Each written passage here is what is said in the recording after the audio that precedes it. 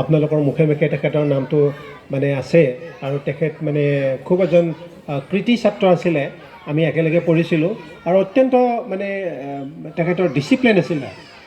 তেখেতৰ যিটো মই এটা কথা মনত আছে, আমি পঢ়ি থাকোঁতে তেখেতৰ হেণ্ডৰাইটিং খুব ধুনীয়া আছিলে।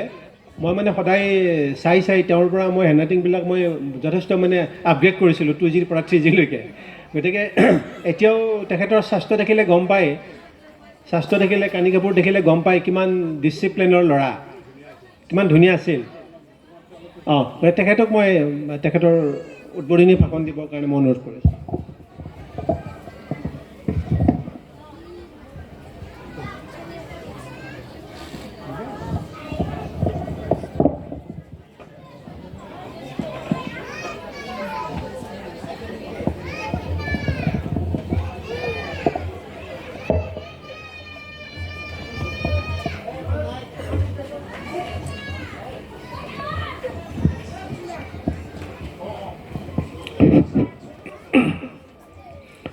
নমস্কাৰ। গলীয়া প্ৰাথমিক বিদ্যালয়ৰ হীৰক জয়ন্তী আৰু প্ৰাক্তন ছাত্ৰ ছাত্ৰীৰ সমাৰোহ, এই অনুষ্ঠানৰ আজিৰ সঞ্চালক মোৰ বন্ধুবৰ নলবাৰী চিকিৎসা মহাবিদ্যালয়ৰ মুৰব্বী অধ্যাপক ডক্টৰ পুতুল মহন্ত ডাঙৰীয়া আৰু এইখন স্কুলৰ প্ৰধান শিক্ষক আমাৰ অতি মৰমৰ শ্ৰদ্ধাৰ গিৰীন্দ্ৰ কাশ্যপ মহোদয়, আজি এই শিশুৰ শৈক্ষিক উত্তৰণত শিক্ষক, অভিভাৱক তথা সমাজৰ ভূমিকা শীৰ্ষক আলোচনা বিষয়ৰ আলোচনা চক্ৰখনৰ আমাৰ আলোচক ৰঙিয়া শিক্ষক প্ৰশিক্ষণ মহাবিদ্যালয়ৰ অধ্যক্ষ মাননীয় ডক্টৰ পাৰ্থ ফুকন মহন্ত ছাৰ আৰু আলোচক বনবাগ জ্যেষ্ঠ মাধ্যমিক বিদ্যালয়ৰ অৱসৰপ্ৰাপ্ত অধ্যাপক আমাৰ সন্মানীয় যোগেন্দ্ৰ কলিতা ছাৰ, গুৱাহাটী মালিগাঁও হাইস্কুলৰ অৱসৰপ্ৰাপ্ত প্ৰধান শিক্ষয়িত্ৰী আমাৰ সকলোৰে সন্মানৰ আমাৰ গৰিমা বাইদেউ, প্ৰাথমিক শিক্ষা বিষয়া মাননীয় মইনুল হক চৌধুৰী ডাঙৰীয়া, গলীয়া প্ৰাথমিক এই বিদ্যালয়ৰ শিক্ষক শিক্ষয়িত্ৰীসকল, প্ৰাক্তন শিক্ষকসকল,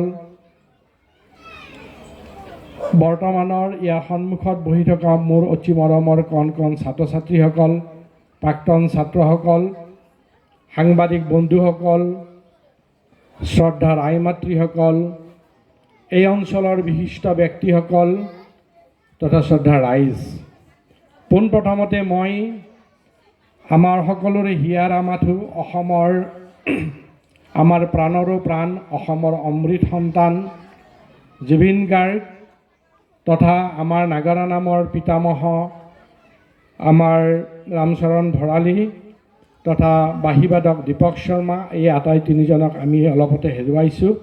গতিকে তেখেতসকলৰ আত্মাই যাতে চিৰশান্তি লাভ কৰে তাৰ কাৰণে মই ভগৱানৰ ওচৰত প্ৰাৰ্থনা কৰিছোঁ। আৰু আমাৰ অতি মৰমৰ আমাৰ আদৰৰ হিয়াৰ আমাঠু জুবিন গাৰ্গৰ যাতে ন্যায় পায় তাৰ কাৰণে মই ভগৱানৰ ওচৰত প্ৰাৰ্থনা কৰিছোঁ। আৰু জুবিন গাৰ্গৰ যিখিনি সৃষ্টি বা যিখিনি জুবিন গাৰ্গৰ যি আদৰ্শ আমাৰ যাতে নৱপ্ৰজন্মই আগলৈকে কঢ়িয়াই নিব পাৰে তাৰ কাৰণে মই সকলোকে আহ্বান জনাইছোঁ। শিক্ষা এখন বিদ্যালয়ত শিক্ষক, আজি ইয়াত প্ৰাক্তন শিক্ষক, বৰ্তমানৰ শিক্ষকসকল ইয়াত আছে, যে শিক্ষকসকলৰ সন্মুখত কথা কোৱা বা শিক্ষকসকলৰ সন্মুখত ভাষণ দিয়াটো ইমান সহজ কথা নহয়। মই বাৰু তেনেকুৱা দীঘলীয়া ভাষণ বা কথা নকওঁ, কাৰণ শ্ৰদ্ধাৰ শিক্ষাগুৰুসকলে আমাক জীৱনত সকলোবোৰ দিছে। গতিকে মোক আজি এই বিষয়টোৰ ওপৰত যিহেতু মাতিছে, গতিকে মই অকণমান দুই এটা সৰু সৰু কথা ক'ম। আৰু এই গোটেই বিষয়বস্তুৰ ওপৰত আমাৰ যিহেতু ইয়াত 4জনকৈ সমালোচক আছে, গতিকে বিষয়বস্তুৰ গভীৰতাৰ ওপৰত আমাৰ সমালোচক আলোচকসকলে যিসকলে আলোচনা কৰিব তেখেতসকলে নিশ্চয় এই কথাখিনি আপোনালোকক সুন্দৰভাৱে বুজাই দিব। গলীয়া প্ৰাথমিক বিদ্যালয়ৰ সকলো কণ ছাত্ৰ ছাত্ৰীক মই উজ্জ্বল ভৱিষ্যত কামনা কৰিছোঁ। মই ভগৱানৰ ওচৰত প্ৰাৰ্থনা কৰিছোঁ এই কণ ছাত্ৰ ছাত্ৰীসকলে হয়তো আমাৰ কথাখিনি বা আজিৰ এই প্ৰগ্ৰেমটোৰ কথাখিনি তেওঁলোকে ইমান অনুধাৱন কৰিব পৰা নাই। মই আশা কৰিম, ভগৱানৰ ওচৰত প্ৰাৰ্থনা কৰিম, এই কণ ছাত্ৰ ছাত্ৰীসকলে এদিন মানৱ সম্পদ হিচাপে গঢ় লৈ আমাৰ দেশৰ হকে সমাজৰ হকে তেওঁলোকে সুন্দৰভাৱে সকলোবোৰ কাম কৰিব। গলীয়া প্ৰাথমিক বিদ্যালয়ৰ আজি ৭৫ বছৰ হ'ল। ইয়াৰ পৰা বহুত মানৱ সম্পদ ওলাইছে, আপোনালোকে বহুত মানৱ সম্পদ সৃষ্টি কৰিবলৈ সক্ষম হৈছে। আমি আশা কৰিম এই বিদ্যালয়খনে আৰু ১০০ বছৰ অতিক্ৰম কৰক আৰু এই অঞ্চলৰ পৰা এই বিদ্যালয়খনে মানৱ সম্পদ সৃষ্টি কৰক আৰু এই মানৱ সম্পদ সৃষ্টিৰে এই গলীয়া গাঁওখন অসমৰ ভিতৰত, ভাৰতবৰ্ষৰ ভিতৰত এখন জাকত জিলিকা গলীয়া গাঁও হিচাপে প্ৰতিষ্ঠা কৰক। মই সকলোকে আহ্বান জনাইছোঁ, গলীয়া গাঁওখনক যাতে বিশ্বই চিনি পায়। আমাৰ গিৰীন্দ্ৰ কাশ্যপ ছাৰ আছে, আমাৰ পুতুল মহন্ত আছে, ৰাতুল মহন্ত আছে। হয়তো মই সকলোৰে নাম নাজানিব পাৰোঁ। যিকেইজন মানৱ সম্পদ ইয়াৰ পৰা সৃষ্টি হৈছে তেখেতসকলে আমাৰ এইখনক আকৌ আগুৱাই নিয়ক, মই তাৰে কামনা কৰিছোঁ। 1945 চনত যেতিয়া জাপানৰ হিৰোশ্বিমা নাগাচাকিক যেতিয়া আটম বোমেৰে ধ্বংস কৰি দিছিলে, তেতিয়া জাপানীসকলে সিদ্ধান্ত লৈছিলে যে জাপানক পুনৰুদ্ধাৰ কৰাৰ কাৰণে তেখেতসকলে তাত পঢ়াশালী আৰু পুথিভঁৰালহে তৈয়াৰ কৰিব। আৰু পৰৱৰ্তী পৰ্যায়ত জাপানে সেইটো প্ৰমাণ কৰি দেখুৱালে যে তেওঁলোকৰ সেই পুথিভঁৰাল আৰু পঢ়াশালীৰ বিদ্যা আৰু জ্ঞানেৰে তেওঁলোকৰ আজি যি প্ৰযুক্তিবিদ্যা, আজি যেন জাপানৰ প্ৰযুক্তিবিদ্যা অবিহনে বিশ্বৰ বিজ্ঞান যেন প্ৰায় শূন্য। আৰু ঠিক সেই একে সময়ত 1949 চনত মহন্ত ডাঙৰীয়া হয়নে, 1949 চনত আমাৰ এই গলীয়া, আজিৰ পৰা ৭৫ বছৰ আগত আমাৰ এই গলীয়া গাঁৱৰ বিশিষ্ট নমস্য ব্যক্তিকেইজনমানৰ প্ৰচেষ্টাত তেখেতসকলেও হয়তো আজি ৭৫ বছৰ আগত জাপানৰ নিচিনা চিন্তা কৰিছিল যে যে আমাৰ এই গলীয়া গাঁৱৰ ল'ৰা ছোৱালী, আমাৰ এই গলীয়া গাঁৱৰ উঠি অহা ডেকা প্ৰজন্ম, কণ ল'ৰা ছোৱালী যাতে বিদ্যা আৰু জ্ঞানেৰে আমাৰ সমাজখনক উজ্বলাব পাৰে, তাৰ কাৰণে হয়তো আমাৰ এই নমস্য ব্যক্তিসকলে এই প্ৰাথমিক বিদ্যালয়খন প্ৰতিষ্ঠা কৰিছিল। আমাৰ শ্ৰদ্ধাৰ আটাইতকৈ আমাৰ বয়সস্থ ছাৰে এই বিষয়ে আমাক যথেষ্ট কথা ক'লে, এই স্কুলখন কেনেদৰে প্ৰতিষ্ঠা হ'ল। গতিকে মই আশা কৰিম যে এতিয়াও সেই পৰম্পৰা, এই মানৱ সম্পদ সৃষ্টি কৰাৰ যি ধাৰাবাহিকতা, সেইটো যাতে আমাৰ সদায় থাকে। আৰু সেই জাপানৰ নিচিনাই মই আকৌ এবাৰ কৈছোঁ যে তেখেতসকলে যি ধৰণে চেষ্টা কৰিছিল যে এখন চহৰ ধ্বংস হৈ যোৱাৰ পিছত, এখন দেশ ধ্বংস হৈ যোৱাৰ পিছত তেওঁলোকে যেনেকৈ পঢ়াশালী আৰু পুথিভঁৰালৰ যোগেৰে, বিদ্যা আৰু জ্ঞানৰ যোগেৰে তেওঁলোকৰ দেশখনক পুনৰুদ্ধাৰ কৰিছিল, তেখেতসকলৰ প্ৰযুক্তিবিদ্যা যেন নহ'লে পৃথিৱীৰ যে প্ৰযুক্তিবিদ্যা আজি প্ৰায় শূন্য, ঠিক সেই একে সম পৰ্যায়ত আমাৰ এই নমস্য ব্যক্তিসকলে যি ধৰণে আমাৰ এই অঞ্চলটোক মানে উঠাই অনাৰ কাৰণে চেষ্টা কৰিছিল, হয়তো আজি সেই নমস্য ব্যক্তিসকল আমাৰ মাজত নাই। মই তেখেতসকলৰ হয়তো কিছু আমাৰ মাজত নাই, কোনোবা হয়তো আছে। যিকেইজন স্বৰ্গগামী হৈছে মই তেখেতসকলকো মই শ্ৰদ্ধাৰে সোঁৱৰণ কৰিছোঁ। আৰু যিসকলে আজি ওতঃপ্ৰোতভাৱে এই স্কুলখনৰ উত্তৰণৰ কাৰণে যিধৰণে চেষ্টা কৰি আছে, মই তেখেতসকলকো শ্ৰদ্ধা জ্ঞাপন কৰিছোঁ।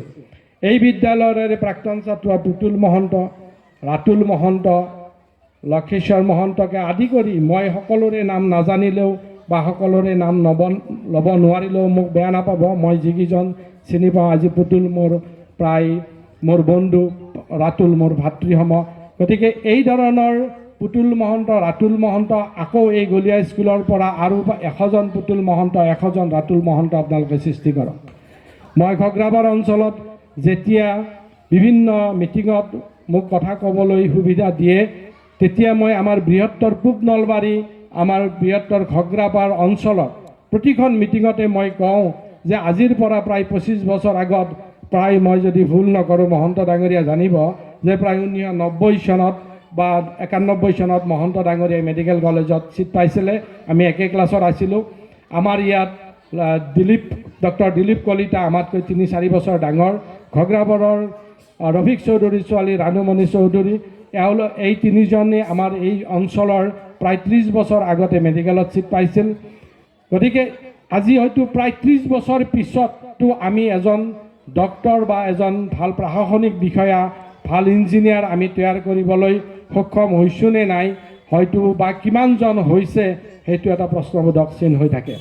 গতিকে মই আশা কৰিম আমাৰ দিলীপ কলিতাৰ নিচিনা, আমাৰ পুতুল মহন্তৰ নিচিনা, আমাৰ ৰাতুল মহন্তৰ নিচিনা, আমাৰ ৰাণুমণি বাইদেউৰ নিচিনা তেনেকুৱা ধৰণৰ মানৱ সম্পদ, তেনেকুৱা ধৰণৰ ডক্টৰ, ইঞ্জিনিয়াৰ, IAS অফিচাৰ, হয়তো মই ভাবোঁ যে আমাৰ পূব নলবাৰী অঞ্চলত পৰা যে IAS অফিচাৰ কোনোবা আছে বুলি হয়তো মই নাজানিলেও কোনোবা এজন দুজন থাকিব পাৰে।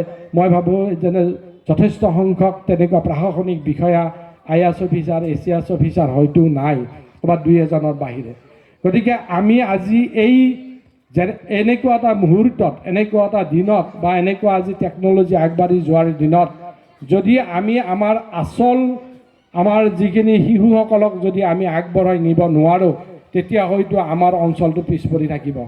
আজি হয়তো চৰকাৰে আমাৰ ৰাস্তাটো বনাই দিব, ইয়াত এখন মেডিকেল কলেজ লাগিলেও চৰকাৰে মেডিকেল কলেজখন বনাই দিব, এখন ইঞ্জিনিয়াৰিং কলেজ আমি দাবী কৰিলেও চৰকাৰে বনাই দিব। হয়তো আমাৰ মানুহবিলাকৰ ঘৰবিলাক আছাম টাইপৰ পৰা গৈ ছাদ ঢালাই হ'ব, বিল্ডিং হ'ব।